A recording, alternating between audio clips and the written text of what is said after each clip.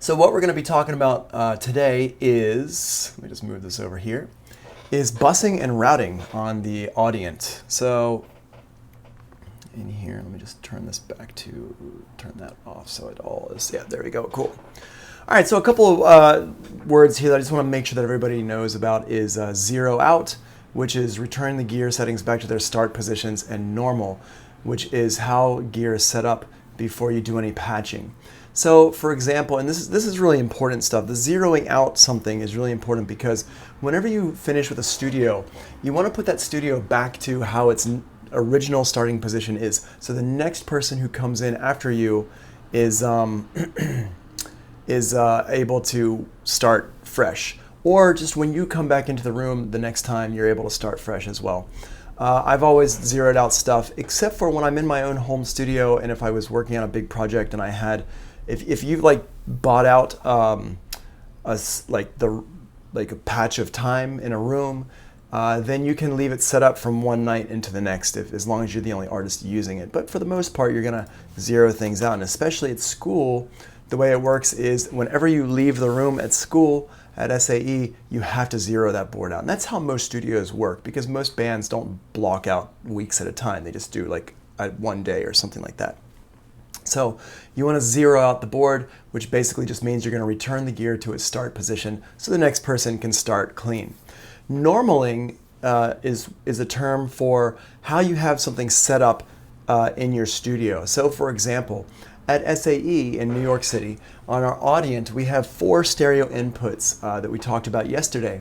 And on those inputs, stereo input number 1 is set up to receive the audio from the MIDI reverb unit. So if you want to just hear some basic reverb, that's normaled into stereo input number 1, and the audio is sent from the aux send number 1. Sorry, I was thinking about a couple things real quick. I need to set this up a little bit better. Sorry, my brain just went into another place. Okay, there we go, cool. All right, so just real quick, one more time to talk about that again, and we're gonna be talking about this in more detail, but when you're sending audio to the reverb, it's going from aux 1, and that's normaled into aux 1, normaled from aux 1. That's what we say it's normaled. So when somebody says, if you go into a studio and you say, how is your reverb normaled? They would say, oh, it's normaled from aux 1, and it's normaled into the stereo input number 1. So that's called normaling something. And your studio, you might have some things normaled or not. So for example, in my studio here, I've got my Sub 37, which y'all probably can't see over here on the side, but I've got the Sub 37, Moog Sub 37, and that thing is normaled into input number 1 on my audio interface. And I have a microphone plugged into the input number 2 on this one. My studio at home, not this home studio, but my studio in Brooklyn, I've got a bunch of other things set up in a slightly different way. And that's all normal. It's how the gear is set up before you do any patching or anything like that. So, for example, in Pro Tools, let me just make sure we're still looking pretty good here. How are we doing over here? It's a little bit laggy. I'm not really sure why that is. Well, I'll have to take a look at this later on and see how it looks. But anyway, so I've got this reverb in Pro Tools, and basically the way it's set up is you have an audio channel, and the audio channel goes to the aux channel, which is your reverb in Pro Tools. Hold on, let me just move that over here. And it's going from bus 1 and 2, and bus 1 and 2 is sitting into that aux channel there, and the reverb is on that aux channel. And they're both going back into the main 1 and 2. And that's just a basic setup, and bus 1 and 2 is sending the signal over to the reverb, and then everything is coming on. You can see here you've got the dry signal here is coming from audio, the audio channel, and then over here is also a dry signal, and then the reverb is changing it into a reverb signal, this wet signal here. So we've got a wet signal coming out of the reverb right here, and it's all going to our master. Well, on the 1604, the way this works is you've got your aux 1 and 2 are going into your reverb, and then your reverb is coming back into aux returns 1 and 2. So you can say, okay, I want to send my vocal and my snare drum or something like that over to my reverb, and so I can send some of my vocal here and I can send some of my reverb here. And that's going into our reverb unit over here. I'm going to send some of my vocal and send some of my snare drum here over to the reverb. And that's going into my reverb here from aux out 1 and 2. And then the reverb is coming back to aux returns 1 and 2. If let's assume those are mono. Let me just see here. Shayla, there you are. Cool. All right, so that's a normal setup for the Mackie 1604 at SAE. Again, if you're watching this from outside of SAE, it's not always like this. Our reverb setup for the Audient, this is the SAE reverb setup for the Audient in the Audient room, is the MIDI verb is set up normaled from aux 1 and 2 and then back into stereo input number 1. Aux 1 goes to the left side of the MIDI verb and aux 2 goes to the right side of the MIDI verb. So if we want to send a sound to the reverb, and again, this is specifically for SAE in New York City. This is not a general SAE thing, it's specifically for SAE in New York. So if we want to send a sound to the reverb, what we do is step number 1 is you turn up aux sends 1 and 2 on the channel you want to send to the reverb. And then step number 2 is make sure you turn up the Aux Masters for 1 and 2. And that's a big thing that people usually forget, is they turn up the aux sends on the channel and then they forget to turn it up on the master, and then they're left wondering, why am I not hearing any reverb? Why is nothing being sent to the reverb? So that's usually the problem, is that people forget to turn up the aux Masters. Then on step number 3, you're going to push the mix button on the stereo input number 1. And then step number 4 is you're going to turn up the level for stereo input number 1. And at this point, we should be hearing reverb. There's no patching required. You don't have to use the patch bay at all. You just go through these simple steps. So let's just go over that one more time. Okay. So the reverb, and this is here, I'm just going to pull up. Let's go here, do this, and I'm going to go back to, let's see,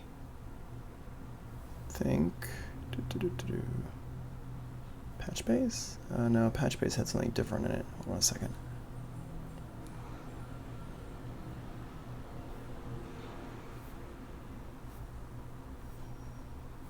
Okay, not that one. Hold on one second. Going to go to, well, I'll just go back to this introduction one here. So what we would do here is, you see here I've got aux 1 and 2.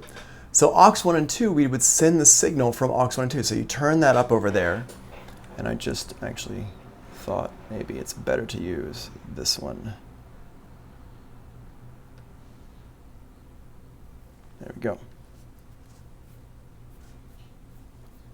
Nope.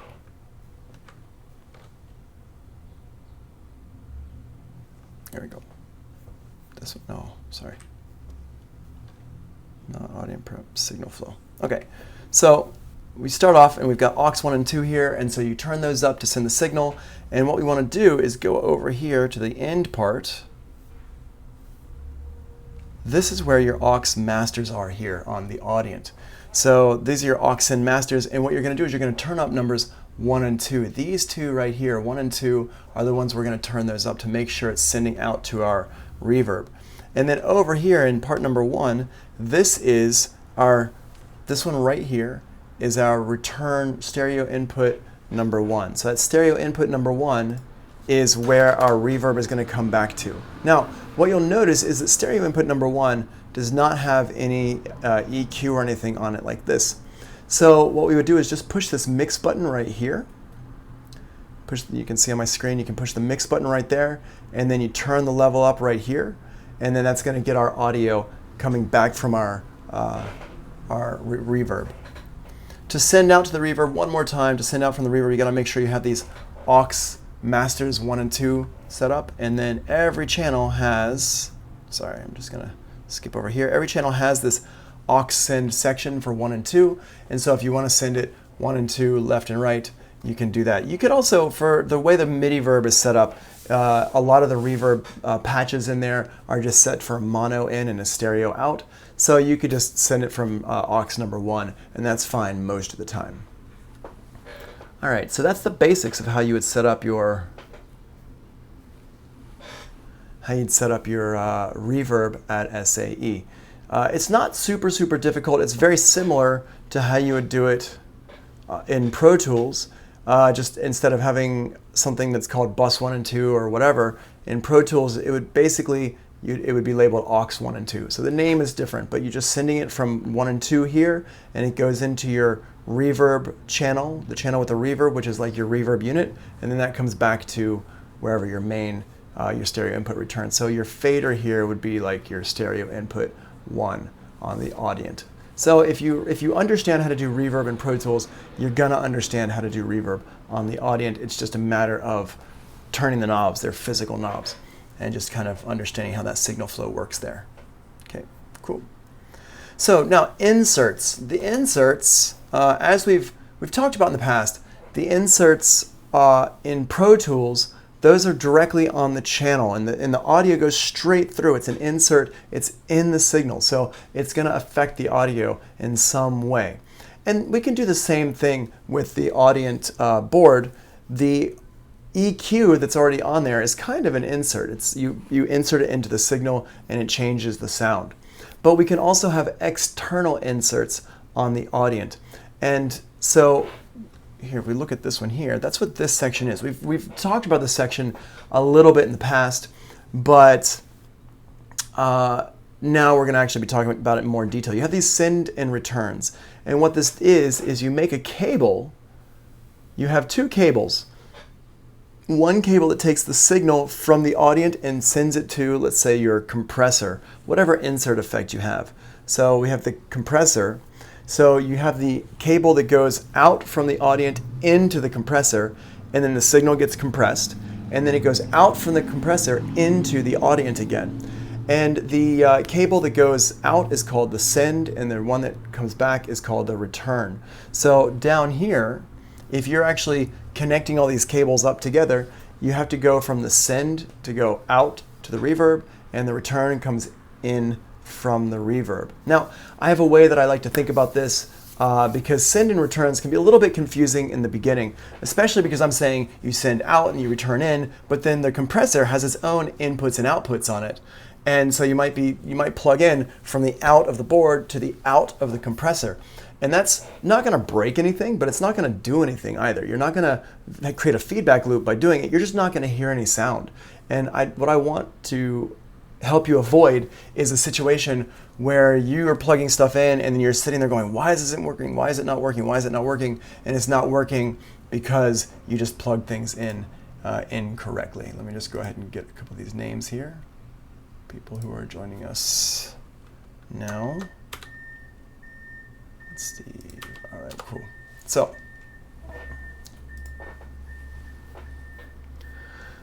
So send out and return in. So here's how I like to think about this. Let me just run it through the notes here real quick. You have the sends the signal out from the console, and returns the signal back into the console. You go from the send out over here, this is the dry signal coming from your console, to the input of the effect, and then the sound gets affected, and then the out of the effect is connected to the in, or the return, on the Audient board. Now here's how I like to think about this. If let's say I'm at home, and you and me are hanging out at home, and we're chilling, and I'm like, you know what, I want some milk.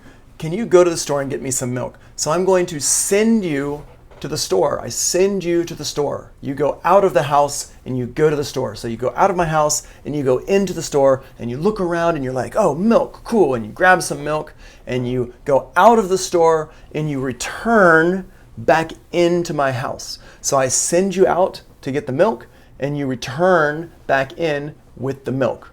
Okay?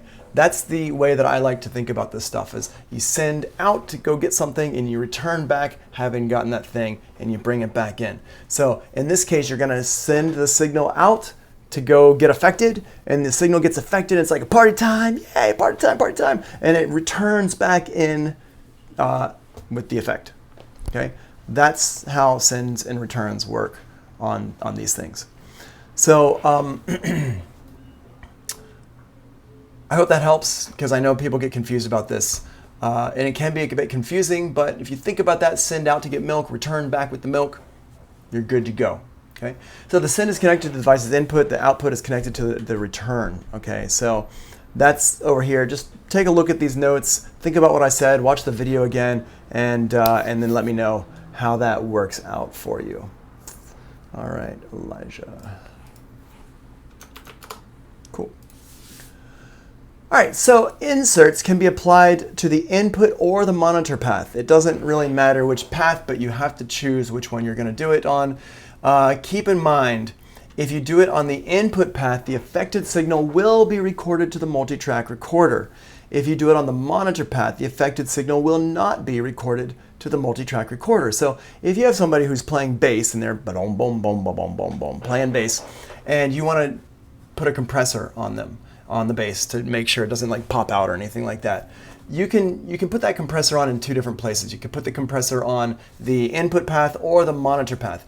If you put the compressor on the input path as an insert, it's going to record into the multi-track recorder. So that recording that you have of them playing bass is going to be compressed. But if you don't want it to be compressed, if you want to have the signal just be like a uncompressed normal signal, and you want to compress it in the monitor path instead, then you can do that as well. And that means that your recording is going to be raw bass playing. But when you mix it in with everything else, you can have it compressed. Now, the advantage to compressing it on the input path is that if you have a really cool compressor, or if you have access to a really nice compressor, you might want to run it through that compressor to have it compressed with that really nice compressor. Maybe it's nicer than any compressor you have at home, and you're recording in the studio and you're going to mix it at home later. Well, then you can record that compressor sound. The bad part of recording on the input path is that, especially in the beginning, if you're not really sure about how compression works and you're not great with compression, you're like, I know how to use compression, but I'm not an expert at compression. I'm still kind of learning how to hear compression. Well, then you might want to not record that compression, because especially in the beginning, people tend to over compress things all the time. And so if you over compress it, there's no way you can get that dynamic range back. It's going to be flat. You may have sucked all the low end out of your bass sound and you didn't even notice it. It could cause problems later. So really what I recommend is, in the beginning, do not put inserts on your monitor path, on your input path. Only apply them to your monitor path. So always record the dry signal as much as you can, and then you can apply effects later. Also don't forget that you can always put the compressor into your plug-in on your DAW as well, because your DAW might have better compression than what you have access to at the studio.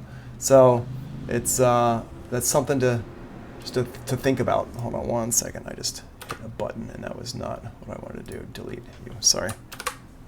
Okay. Sorry. If you hit the space bar, this thing starts recording, and I sometimes hit the space bar.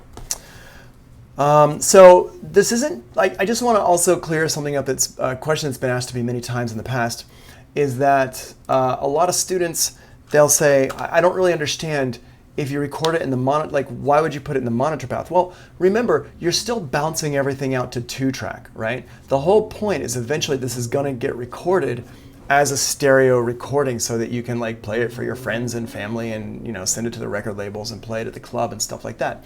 So the compression on the monitor path, you're still going to hear that in the mix.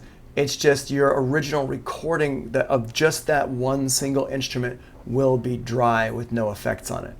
So again, up to you how you want to do it. I would recommend in the beginning, when you're still learning about this stuff, when you're still in the basic stages of education, that you do not record with the compression on the individual channel, because that means that it's always going to be, the compression's always going to be there.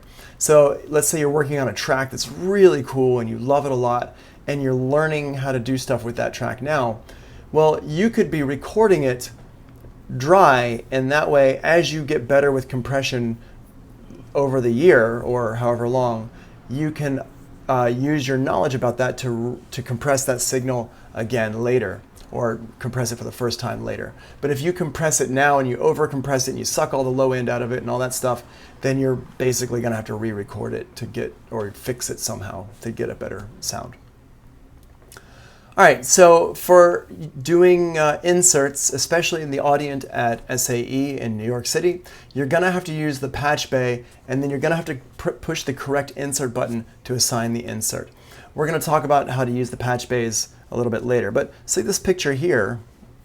Let me just go over this real quick again. So this picture here is basically what our Audient looks like at SAE. It's got 24 channels, and it's got the master section over here on the right hand side. The only thing this is missing, the reason why it looks a little bit different, is because it's missing the computer control section in the middle, which I don't really use it anyway, so it doesn't really matter so much. But up here, actually, you know what, let's do this. Go back over here. The insert button that I'm talking about when I was talking about the inserts is right here. See how it says insert tape, and down here it says insert on the mic and line. So you got insert right here for tape. Let me move that down. There we go. Insert for the tape here, and then insert for the mic line. This insert for the tape is the monitor path insert, and the insert down here on the mic line is for your input path. So if I wanted to record my compressor, I have it plugged into the patch bay correctly, then I push this insert button, and we're hearing the compressor. If I wanted to just hear the compressor without recording it, then what I would do is run it on the monitor path here. So in both cases, we're plugged into the same channel, but we're plugged into either the input path or the monitor path, depending on how we want to set that up. So there are a lot of options here where you can plug things in, and we're going to talk about that later on. That's in the patch bay section. All right. Cool. So, Jason. Awesome.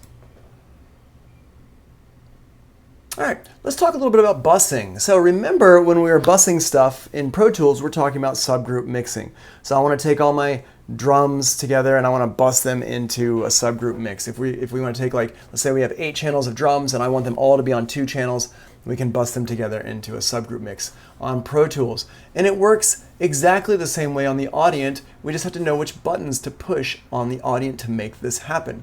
Now, this is something you're really only going to do on the monitor path. You're not going to do this on the input path. So this is something you're most likely to do when you're mixing stuff, not when you're recording stuff. There's not really a reason to bus things together when you're recording stuff so much. I can think of some examples of when you would do that, but I don't want to really get into it right now just because it's more advanced stuff. And right now we're just focusing on the kind of basics of the Audient. So let's talk about using this as monitoring. So we've got our drums here, and you can see in this picture here, I've got my drums over here on the left-hand side.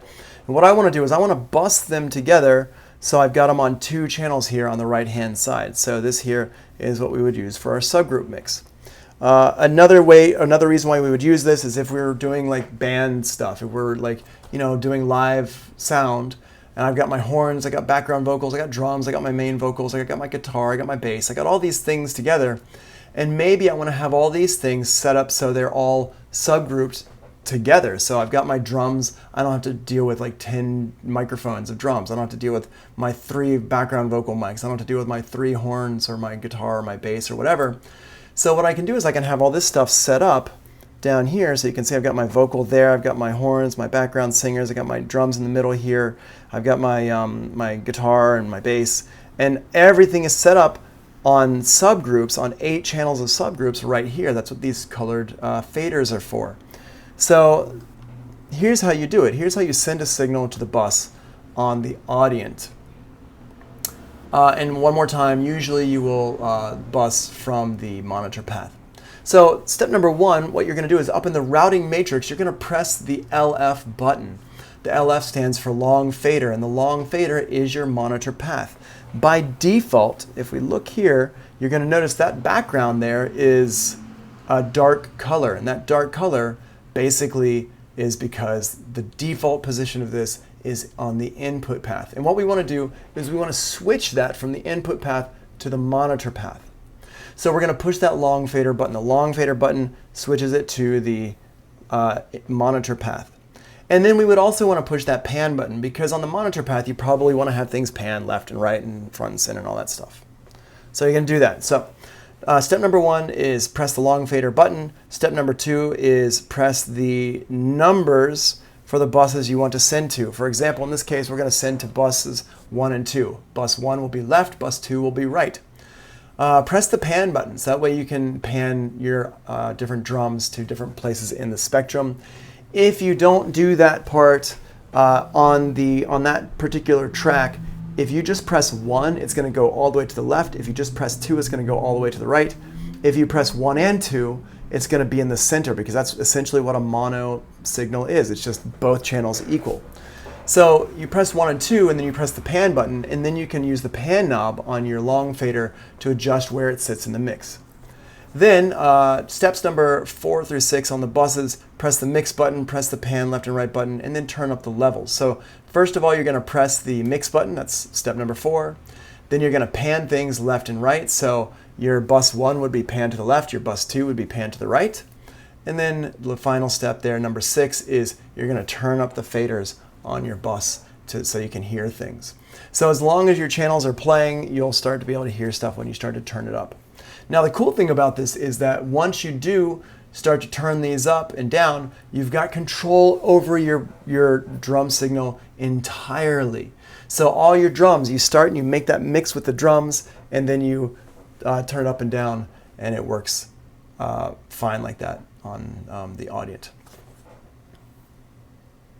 Okay. So are there any kind of questions from anybody about at this point? There's probably a lot of question, and maybe you're sitting there just going like, what is going on right now? This is like a lot of information. And it is kind of a lot of information. I just want I want you to keep in mind that it's exactly the same as how you bus in Ableton Live or in Pro Tools. It's just now I'm showing you physical buttons that you have to press. But otherwise, it's the same. In Pro Tools, you set up your aux channel and you route audio to that aux channel, and then you hear it with the subgrouping there. Let's do this. Let me just show you in Pro Tools real quick what I'm talking about. So I'm going to go over here and open up Pro Tools, and we'll get a nice little mix in here.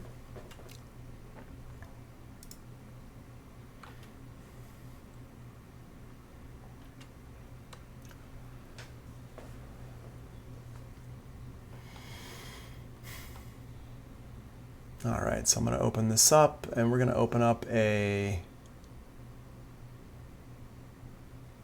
Mix Basics here for Who Are You? Oh, I have Mix 2 up there. I'm not sure what the difference is. Whatever, this should be fine. Let's see if it's not fine. Yep. Yeah, this is fine.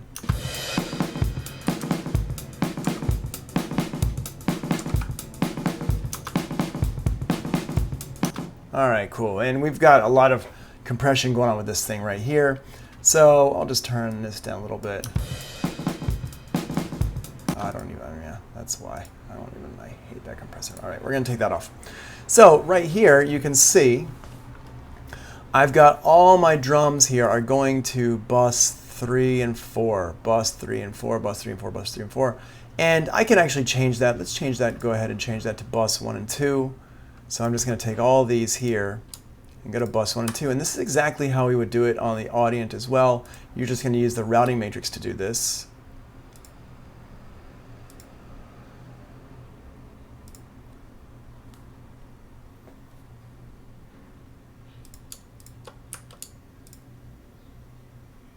So I'm just moving everything over to bus 1 and 2. And then my input here is set to bus 1 and 2.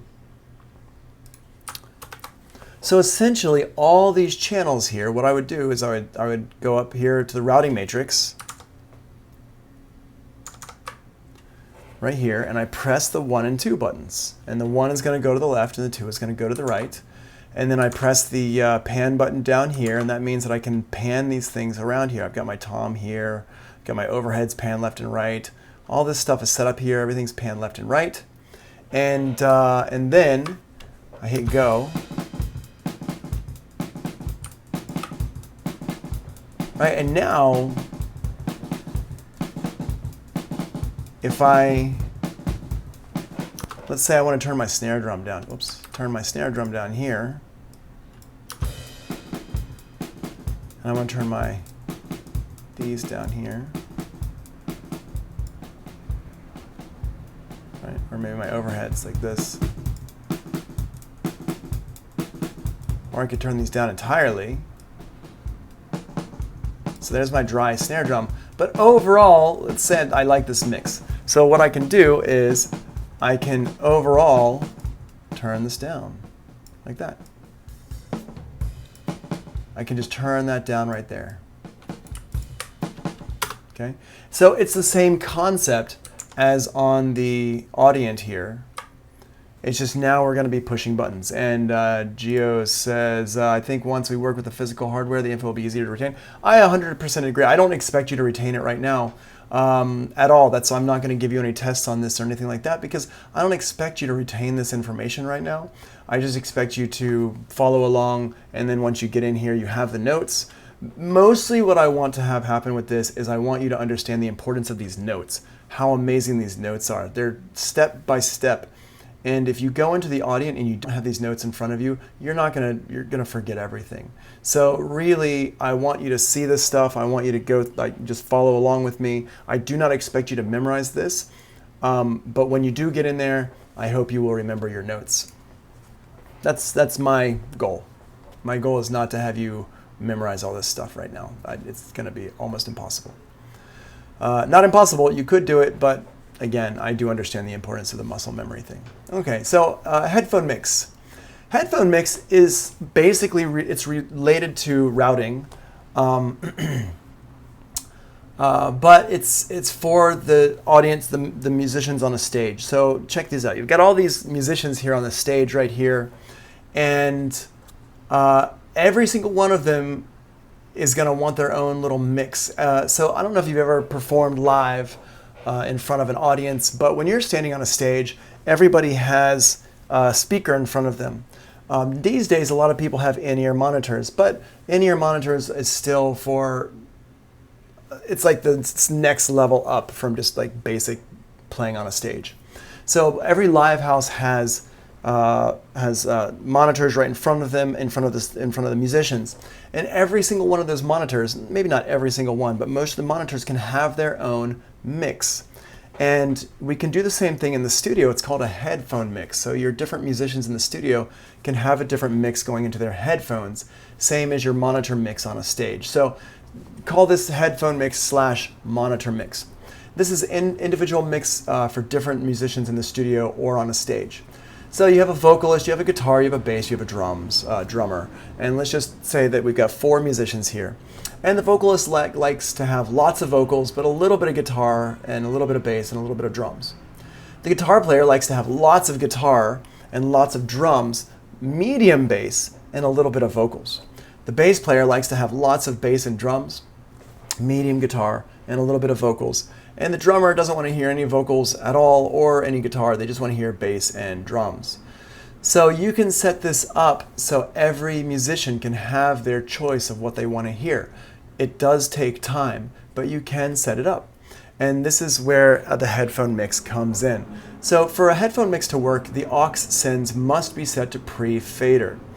We're going to do this from the aux sends because there's one more mix in here that I don't talk about in these notes, and that is the engineer mix. That's your control room mix. So essentially what happens is you've got your mix that you're listening to, then you've got the vocalist has their mix, the guitar player has their mix, the bass player has their mix, and the drummer has their mix. All the mixes for the instrumentalists, the musicians, those all come from the aux sends. your mix is going to come from the faders. So whatever your faders are set to, your mix, that's what you're going to hear. Now, what you don't want to happen is you don't want for, if you're in the studio and you're like, oh, the vocals are too loud, and you turn the vocals down, you do not want that to also turn the vocals down in the headphone of the vocalist. So if your vocalist has their perfect setup in their headphones, you want to keep that perfect setup. So you want to make sure that when you make any adjustments, it doesn't mess with the adjustments in the musician's headphones. And that's why we have to use pre-fader. Because pre-fader, your signal on your faders does not affect the signal going to the aux sends. And that's pretty much what we use the pre-fader button for. It's not 100% of the time. There are definitely situations where I like to use pre-fader for recording and doing some special effects and stuff like that. But most of the time, you're going to use pre-fader for headphone mixes. And to be honest, the main reason I use pre-fader for various other things is because when I started doing all this, I had no idea what pre-fader meant. So I just kind of started making my own reasons to even use that. I was like, well, there's a button here, and the button's got to be for something. I don't know what this is. I don't know what it is. I'm just going to use it for whatever I need to use it for. And I did, although not that often. It wasn't until later on when I actually started working with real engineers and real producers that I realized, wow, okay, this is what this pre-fader button is for. It's for headphone mixes and stage mixes and stuff like that. But I didn't know that for a long time because I just kind of like learned all this just by doing it. And this is pre-YouTube days and pre-internet, before the internet was the resource that it is today. So yeah, I don't recommend doing it like that. It's good that you have me here to tell you what that pre-fader button is for. Otherwise, it'd just be a big confusing gray area. So technically, the Audient has 14 aux sends, but numbers 13 and 14 are actually called foldback A and B. They have their own control section, their own setup, and they are specifically for headphone mixes and monitor mixes. But you do have, actually, you could have 14 different headphone mixes set up if you wanted to. Keep in mind, if you're using aux send for a headphone mix, you cannot also use it for a reverb send or a delay or something like that. So you have to choose. But the reality is that most times you only need 2 or maybe 4 headphone mixes. It depends on what you're recording. Especially if you're doing like hip hop vocals in your own, like a small studio, you're never really going to use this. You're mostly just going to have it just change your control room mix for that time period, because you're going to mix things later on. But for this kind of situation where we do have 4 different musicians and they want 4 different mixes, here's how we would set that up. What we've got is we've got a matrix down here, and this matrix is built, it's just on the Audient. It's just using your auxes and your faders. So what this essentially is doing is we're saying, okay, across the bottom, this is our control room mix, and we've got our vocal channel, our guitar channel, our bass channel, and our drums channel. And that's 1, 2, 3, and 4. And so I've got you can see I've got my vocals up loud, I've got my guitar down a little bit, my bass and my drums are also up loud. Now, that's what we are listening to in the control room. What I want to do is I want to send different levels to different musicians. So what we're going to do is we're going to say aux number 1 is the level for our vocalist. So it goes across like this.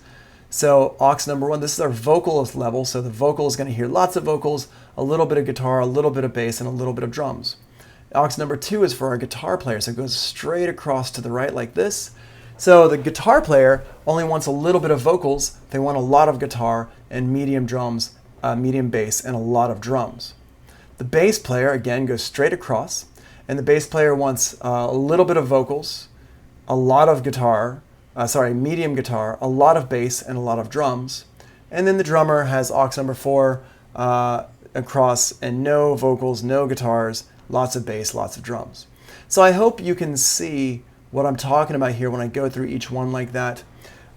Your vocalist is going to go across here to the right. That's their level. So our control room is across here to the right. So the vocalist is a lot, the guitar is a little bit, the bass is a lot, the drums are a lot.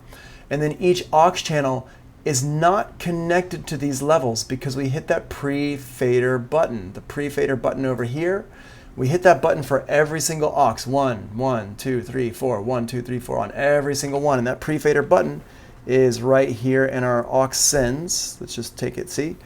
Here's that pre-fader button, number 7 there is the pre-fader button. So when you press that pre-fader button, it turns it into pre-mode. Now, keep in mind, if we only have 2 musicians, we can just use the fold-back mix here for A and B, and you see how it says pre right here. You hit that pre button, boom, and it turns into pre-fader, which means that your fader does not affect the sound going to the headphones. So that's a nice little thing there. So I've got a little drawing here for pre-fader and post-fader. Let's say I have a water faucet, and the water faucet is dumping water into a bowl. So the water faucet is my, the water pipe is my signal, and the water here is my signal going into this bowl, which is our main mix. The spigot here is this thing here, the little faucet thing. We turn it, and we can turn it to turn it off and turn it to turn it on. And the more you turn it on is like the louder our signal is, the more water comes through. If I say, you know what, I want to fill up another bowl with water, I can attach another pipe here. If I attach this pipe after this faucet here, then if I turn off this faucet right here, it's going to also turn off the water going to the second pipe. So it doesn't matter how much I adjust the water on this faucet right here. It's restricted by this first faucet. That is after fader. That's post fader. But if I go over here and I attach my pipe before the faucet, now the water will flow to both of them. If I turn off all my water going to this first bowl over here, it's not going to matter. It's not going to affect my water going to the second bowl over here. So I can keep this water on all day long and refill that bowl as much as I want. It's never going to be affected by whatever this first faucet is doing over here. And that's the difference between pre-fader and post-fader. Pre-fader, if I turn my fader all the way down, it's not going to matter to whatever's going to my aux send.